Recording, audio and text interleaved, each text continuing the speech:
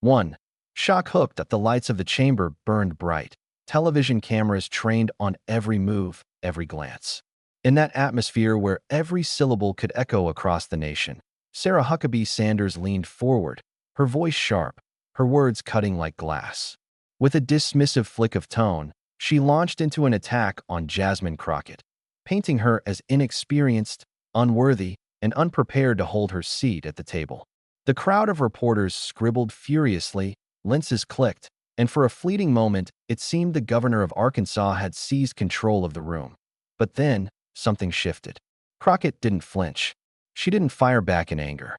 She let the silence do the heavy lifting, allowed Sanders' voice to rise, to tremble, to betray the desperation behind her words. The longer Crockett held her composure, the more Sanders pushed, her face reddening under the glare of the cameras. The polished calm she so often projected began to crack, her dismissiveness sliding into visible irritation. And in that moment, the air turned heavy, the kind of stillness that comes right before a storm. Viewers at home could feel it. Journalists in the room leaned closer. This wasn't just another exchange of partisan barbs. It was something rawer, something unplanned. Crockett, unmoved, lifted her eyes and met Sanders' glare with a calm so sharp it cut deeper than any insult. When she finally spoke, it was with a measured clarity that made Sanders' words look small by comparison. Each phrase landed like a stone in a still pond, rippling outward, undeniable, unstoppable. Sanders tried to interject, her voice rising, but the higher she climbed in volume, the lower she sank in credibility. And then came the moment, the point of no return. Crockett exposed the contradiction Sanders had hoped no one would call out. Hypocrisy, laid bare in front of the cameras. The silence after was deafening. Sanders shifted in her chair, hands tightening, jaw stiffening. Her composure, once her strongest armor, had shattered for the nation to see that in a single moment. The governor of Arkansas unraveled, and Jasmine Crockett's calm truth cut deeper than any insult. The room would never forget what it had witnessed. But to understand why Sanders snapped, you have to see the hypocrisy she's been hiding all along. 2. Raise the stakes that what happened in that chamber wasn't just an outburst. It was the symptom of a deeper sickness running through American politics, a culture of double standards, where the powerful demand accountability from everyone but themselves. For years, voters have watched this play out. One set of rules for the privileged, another for those who dare to challenge them. And when Sanders lashed out at Crockett, it wasn't merely about policy. It was about who gets to speak with authority in America and who gets silenced. Think about it. How often do we see politicians stand on stages and preach about responsibility, only to turn around and dodge their own failures? How often are people scolded for not working hard enough, not being grateful enough, not respecting the system, by leaders who inherited their privilege, who never had to walk the roads the rest of us did? Sanders' fury wasn't just about Crockett. It was about what Crockett represents. Because when Jasmine Crockett speaks, she carries with her the weight of millions who've had to fight for every inch of ground they stand on. Millions who've been told to wait their turn, to stay quiet, to accept the scraps left behind by those born into power. And that's why this moment mattered. Sanders wasn't arguing with just one congresswoman. She was arguing with the very idea that truth can come from voices outside the dynasty of politics. She was arguing with the notion that lived experience has just as much authority as inherited titles. In that instant, Crockett embodied more than her district. She embodied every working-class American who's been dismissed, every immigrant told they don't belong, every woman of color told she isn't qualified enough. Sanders' attack was bigger than words. It was a desperate attempt to keep the old rules intact. But here's the truth. The old rules are breaking. Americans are no longer content to sit silently while hypocrisy hides behind podiums and talking points. Social media, independent voices, grassroots movements, they're forcing a reckoning. And when Sanders snapped, she revealed the very fragility of a system built on privilege. She showed that the facade of control can crumble in seconds when confronted with the calm strength of authenticity. This wasn't just a clash of personalities. It was a battle over what America believes in. Will the country continue to reward arrogance wrapped in polished rhetoric? Or will it finally recognize the quiet resilience of those who've had to prove themselves 10 times over just to be heard? Crockett's role in this story isn't accidental, it's essential. She represents the defiance of an America that refuses to be talked over anymore. An America that has seen the harm of hypocrisy and is done pretending it's normal. Yet that's why the tension in that chamber felt bigger than two individuals. It was about whether truth still matters when power is on the line. And for Sanders, that truth was dangerous because it threatened to reveal the contradictions she spent years trying to mask. And it all traces back to Sarah Huckabee Sanders' carefully crafted image, and the cracks now showing. 3. Antagonist backstory. Sarah Huckabee Sanders didn't appear on the political stage by accident. She was born into it, raised within the cocoon of one of America's most recognizable political dynasties. Her father, Mike Huckabee, served as governor of Arkansas, ran for president, and built a career on the language of moral authority. From childhood, Sarah learned the rhythms of politics not as an outsider trying to break in, but as an heir to a legacy. The campaign buses, the fundraising dinners, the speeches filled with applause, these weren't foreign experiences. They were her family's business. She grew up not fighting for a seat at the table, but inheriting one that dynastic privilege mattered. Where others would be scrutinized, Sanders was shielded. Where others would stumble, she was propped up by name recognition and insider connections. For many Americans, politics is an uphill climb. For Sarah, the ladder was already built, steady, and waiting. This foundation would later allow her to step into roles most people could never dream of, even if they were more qualified, more experienced, more prepared. Her defining national spotlight came as White House press secretary under Donald Trump. It was there that Sanders' reputation solidified, not as a truth teller, but as a skilled deflector. Reporters asked questions, she dodged. They pressed for facts, she spun. Even in the face of direct contradictions, Sanders stood at the podium and delivered answers with a straight face, transforming falsehoods into talking points. To supporters, she was loyal and unflinching. To critics, she was the embodiment of Washington's most cynical game, defending power at all costs, truth be damned. And yet, this very skill, this ability to present half-truths as whole, to reframe dishonesty as conviction, became her brand. She wore the badge of loyalty to Trump proudly, even as the nation grew weary of the relentless gaslighting. It earned her praise from the base and scorn from those who saw her as complicit in eroding trust in government. But either way, it cemented her as a figure willing to twist the narrative to suit her ends. When she returned to Arkansas to run for governor, she leaned heavily on this image. Campaign ads painted her as a fighter, a truth teller, a defender of freedom. She cast herself as the protector of ordinary Arkansans against an overreaching government. But almost immediately, critics pointed to the hypocrisy. Her administration's push for strict control over classroom discussions, banning topics she deemed inappropriate, clashed with her fiery rhetoric about liberty. Her declarations of transparency were undermined by actions critics called secretive and partisan.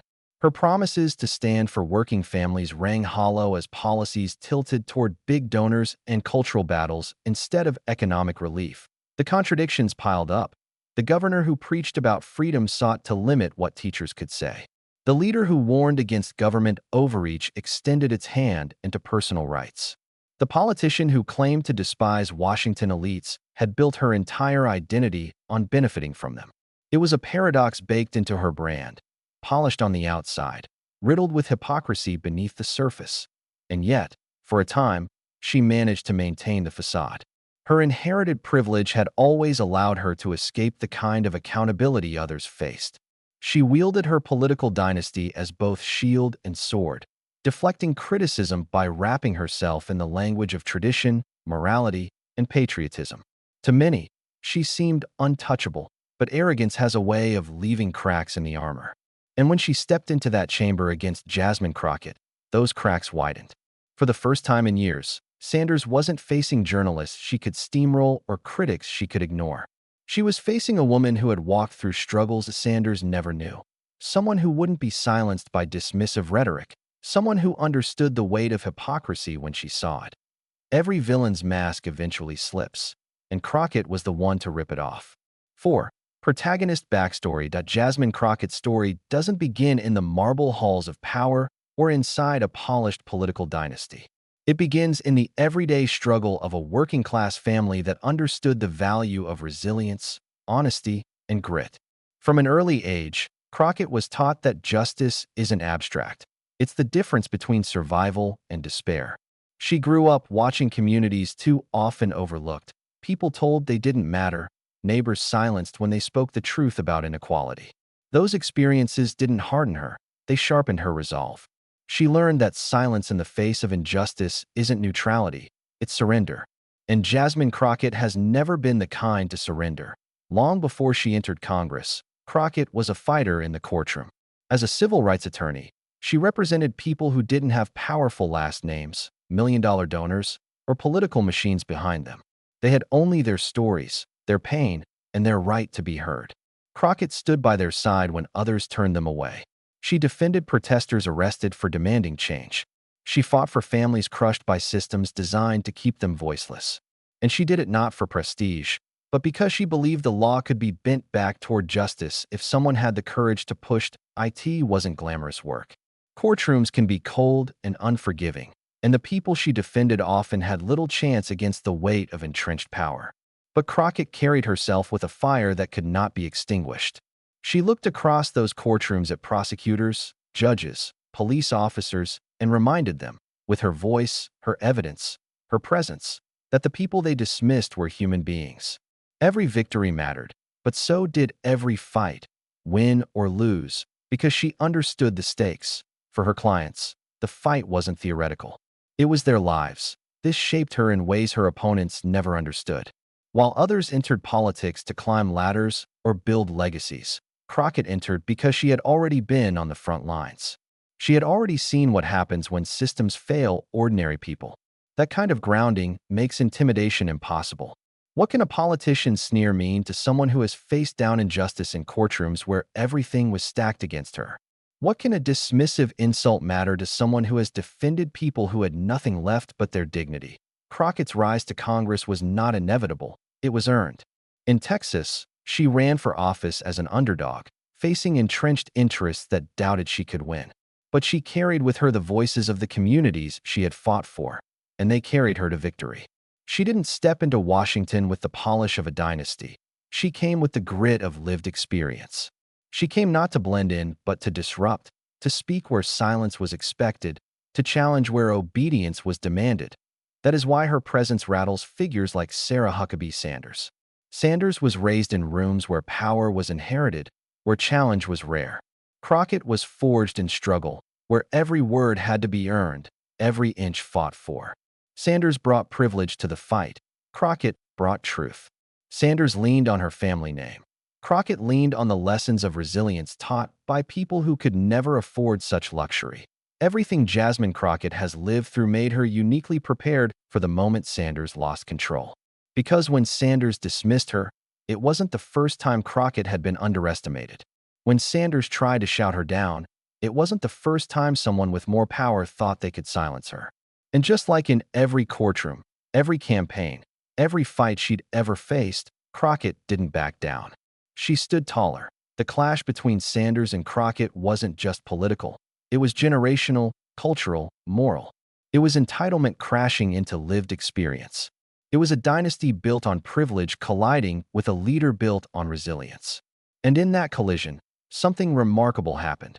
The mask of hypocrisy cracked wide open, and the truth walked through unshaken. And when their paths collided, Crockett didn't just answer back. She exposed the hypocrisy for all to see. 5. Debate escalation. The chamber was tense, every seat filled, every microphone live. Sarah Huckabee Sanders leaned into her moment, rehearsed lines flowing from her lips with the ease of someone accustomed to having her words taken at face value. She rattled off talking points polished for cable news, claims about freedom, responsibility, tradition. Her delivery was clipped and forceful, as if sheer repetition could transform rhetoric into truth. But the longer she spoke, the clearer it became. This wasn't an exchange of ideas. It was an attempt to diminish Jasmine Crockett, to shrink her presence under the weight of arrogance. Sanders' strategy was familiar. She painted Crockett as naive, accused her of chasing headlines, accused her of not understanding the complexities of governance. It was a playbook written for the cameras, Tear down your opponent's credibility before they even speak. Reporters in the back shifted in their chairs, scribbling notes as the volume of Sanders' voice climbed. Her face grew animated, hands slicing through the air to punctuate her points. But underneath the bluster, there was a crack, the nervous edge of someone who knew she was playing defense. Crockett didn't rise to meet the aggression. She didn't interrupt or match the volume. Instead, she sat still, eyes locked on Sanders, posture unshaken. Her silence became its own form of power, and the contrast was striking. While Sanders' words grew sharper and louder, Crockett's calm presence made them look shrill, almost desperate. The audience could feel the storm gathering, not in Crockett's voice, but in the tension her composure created. Frustrated, Sanders pressed harder. She raised her tone, accusing Crockett of hypocrisy, of being out of touch, of disrespecting the very institutions she was elected to serve. Her voice echoed through the chamber, commanding attention, but the effect wasn't what she intended. The louder Sanders grew, the more she seemed rattled, cornered by her own performance.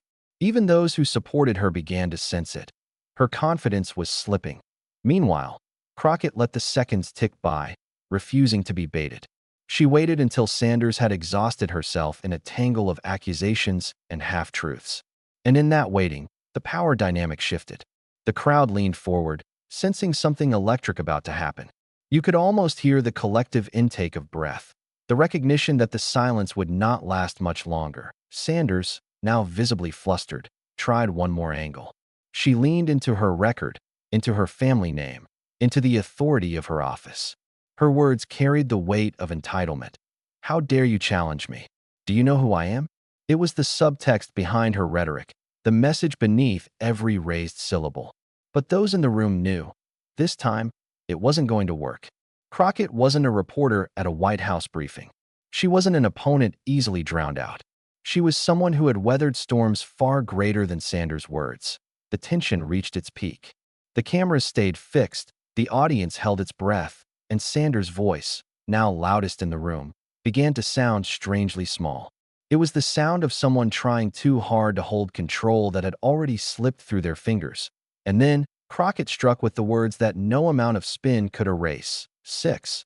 The mic drop counterattacked. The silence before Jasmine Crockett spoke was electric. Cameras hovered, pens froze, and Sarah Huckabee Sanders sat poised with a smirk that had grown thinner by the minute. The governor leaned back in her chair, expecting hesitation, maybe even retreat. But what came instead was something the room, and the nation, would never forget. Crockett leaned forward, her voice calm, almost disarmingly steady. "Governor," she began, her words measured, deliberate. "You speak so often about freedom, about protecting people from government intrusion. But let's tell the truth. The freedom you champion seems to stop at the classroom door." The words landed with precision. Sanders' expression flickered, her confidence slipping as Crockett continued. "You say you're fighting for liberty, but you've built an administration on silencing teachers, on banning books, on controlling what our children are allowed to learn. Freedom isn't freedom if it only applies to those who agree with you." The room stilled. A reporter in the back lowered his pen, waiting. Sanders shifted in her seat, a forced laugh pushing against the weight of Crockett's calm dismantling. But Crockett wasn't finished. "You talk about accountability," she said, her voice rising just enough to cut through the silence. "You demand it from the press, from protesters, from anyone who dares speak against you. But where is your accountability when your policies strip people of their rights? Where is your accountability when working families in your state are struggling while you chase culture wars for headlines?" Murmurs rippled across the chamber. The governor's face flushed deeper, her smirk replaced by a tight jaw. Crockett pressed on, each line sharper than the last, hammering contradiction after contradiction. "You stand here as a woman in power, yet your policies punish women who dare to seek control over their own lives. You speak about transparency, yet you block access to the very information that would let people judge your actions fairly. You claim to defend tradition, but what you're really defending is privilege. The privilege you were born into, the privilege you've never had to question." Sanders opened her mouth to interject, but Crockett didn't let her. The congresswoman's voice sharpened with clarity, but never anger. "Governor, I wasn't born into a political dynasty. I wasn't handed a podium or a platform. I had to earn every inch of ground I stand on today. And that's why I know hypocrisy when I see it, because I've lived on the other side of it my entire life. The chamber erupted in whispers. Some reporters exchanged glances, others tapped furiously at their keyboards. Crockett had turned the entire confrontation inside out. Sanders had walked in expecting dominance, but now she was shrinking beneath the weight of a truth she couldn't spin away. Sanders tried again to retake control, her voice louder now, almost shouting. "That's not," she started, but Crockett cut through her interruption with poise. "Governor, if raising your voice made your words true, you'd be the most honest politician in America. But truth isn't volume. It's substance. And no amount of shouting can erase the contradictions you stand on." The room fell silent again. Even those who usually tuned out political sparring leaned in, drawn to the undeniable pull of authenticity. Crockett wasn't grandstanding. She was laying down fact after fact, calm against chaos, dignity against arrogance. And then came the final strike. Crockett paused, letting the silence swell. She looked directly at Sanders, her gaze unflinching. "The real question isn't why I'm here. The real question is why you are. If leadership means silencing the very freedoms you claim to protect. Governor, the people of this country are smarter than you think. They see the double standard. And no matter how hard you try to hide it, hypocrisy always reveals itself in the end." Gasps filled the air. The chamber wasn't just watching a debate, it was watching a collapse. Sanders shifted again, her hand tightening around the arm of her chair. The confidence that once wrapped around her like armor had crumbled. She muttered a response, something about radical left politics, but it was weak, deflated. Her voice carried none of the force it had minutes before. Meanwhile, Crockett leaned back, her point made, her composure unbroken. The contrast couldn't have been clearer. One woman, shouting, unraveling. The other, calm, centered, undeniable. The reaction was immediate. Reporters tweeted the exchange before it even ended. Clips surfaced online within minutes, hashtags forming like brushfire. Hashtag Crockett clapback, hashtag Sanders exposed, hashtag truth overspin. The audience in the room shifted from shock to barely concealed nods of approval, some even stifling grins as they realized they were witnessing a viral moment being born in real time. Sanders fumbled for control, trying to summon the composure that had carried her through years of press briefings. But this wasn't the press corps she could stonewall, nor a base rally where applause drowned out dissent. This was raw, unfiltered truth delivered in front of the nation, and her confidence, her carefully cultivated mask, had collapsed under it. Crockett hadn't just countered an argument. She had turned Sanders into a symbol of the very hypocrisy she was desperate to conceal. And in doing so, she gave millions of viewers the validation they craved.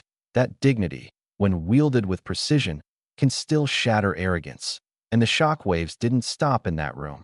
They erupted across America. 7. The aftermath, the moment Jasmine Crockett delivered her mic drop, reverberated far beyond that chamber. Within minutes, the internet lit up like a wildfire. Hashtags blazed across Twitter. Hashtag Crockett clapback. Hashtag Sanders exposed. Hashtag truth overspin. The clip of Crockett's calm dismantling was replayed, remixed, slowed down, captioned, and set to music. TikTok stitched it into dance trends. Members plastered Sanders' flustered expression across images of collapsing castles, broken masks, and domino chains falling. Late-night comedians wasted no time. One host replayed the moment on loop, joking that Sanders melted faster than butter on an Arkansas sidewalk. Another simply stared at the clip in silence for a beat before declaring, "Ladies and gentlemen, that's what accountability looks like." The audience roared, and Crockett's words became a cultural punchline, but also a cultural touchstone. Political commentators on cable news leaned into the drama. Some marveled at Crockett's poise under fire, comparing her to courtroom legends who turned trials with a single question. Others called it a turning point in the broader battle over truth in politics. A headline on one op-ed read, "Crockett didn't just defend herself. She defended democracy." Meanwhile, Sanders faced a storm of her own making. Memes of her tight-lipped reactions spread faster than her rebuttals ever could. Every attempt she made to reframe the exchange only amplified the viral contrast. Her anger versus Crockett's composure. Even allies found themselves cornered. When asked about the viral moment, One Arkansas legislator stumbled through a non-answer, finally muttering, "Well, everyone has bad days." A National Party strategist tried to defend Sanders, only to admit on live television, look, it wasn't her strongest showing. The cracks were undeniable, but the shockwaves weren't just about humiliation. They carried inspiration. Young activists clipped Crockett's words into motivational reels, captioning them with phrases like, "Truth doesn't need volume," and "Privilege doesn't define power." Teachers shared the clip in classrooms as an example of rhetorical control. Community leaders cited it in speeches as proof that arrogance can be toppled without shouting. The reach was staggering. Within 48 hours, Crockett's exchange had been viewed over 50 million times online. Think pieces emerged in international outlets, marveling at how one congresswoman's words cut through the fog of American spin politics. Emails flooded Crockett's office, not just from constituents, but from people across the country thanking her for saying what we've all been waiting to hear. And for Sanders, the timing could not have been worse. The moment her image as a disciplined, polished figure was supposed to harden, it cracked instead. She became a cautionary tale, her name trending not for policy, but for humiliation. For every meme mocking her, there was a column dissecting what her unraveling revealed about a political class more invested in appearances than honesty. The duality was striking.